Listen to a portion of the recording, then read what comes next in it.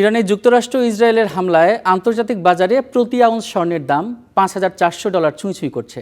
বিশ্লেষকদের মতে পরিস্থিতি আরও খারাপ হলে নিরাপদ সম্পদ হিসেবে স্বর্ণের দাম নতুন রেকর্ড করতে পারে। জেপি মর্গানের পূর্বাভাস, স্বর্ণের প্রতি বিনিয়োগকারীদের চাহিদা অব্যাহত থাকলে 2026 সালের শেষে স্বর্ণের দাম $৬,৩০০ পৌঁছাতে পারে। ইরানে যুক্তরাষ্ট্র ও ইসরায়েলের সামরিক হামলায় পুরো মধ্যপ্রাচ্য জুড়ে এখন উত্তেজনা। এর জেরে আন্তর্জাতিক বাজারে বাড়ছে স্বর্ণের দাম। অর্থনৈতিক অনিশ্চয়তার মধ্য দিয়ে স্বর্ণের চাহিদা বেড়ে যাওয়ায় সোমবার আন্তর্জাতিক বাজারে 1 আউন্স স্বর্ণের দাম ছাড়িয়েছে $৫,৩০০। তবে জেপি মর্গান পূর্বাভাস দিয়েছে, কেন্দ্রীয় ব্যাংক ও বিনিয়োগকারীদের চাহিদা অব্যাহত থাকলে 2026 সালের শেষ নাগাদ প্রতি আউন্স স্বর্ণের দাম $৬,৩০০ পৌঁছাতে পারে। এই যুদ্ধের কারণে মধ্যপ্রাচ্য ও বিশ্ব অর্থনীতিতে অনিশ্চয়তা বেড়ে গেছে।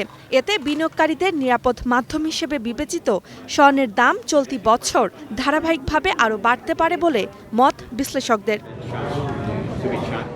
যুদ্ধ ও অর্থনৈতিক অনিশ্চয়তার মধ্যে 2025 সাল থেকে এখন পর্যন্ত স্বর্ণের দাম বেড়েছে প্রায় 64%, যা এক নজিরবিহীন ঘটনা।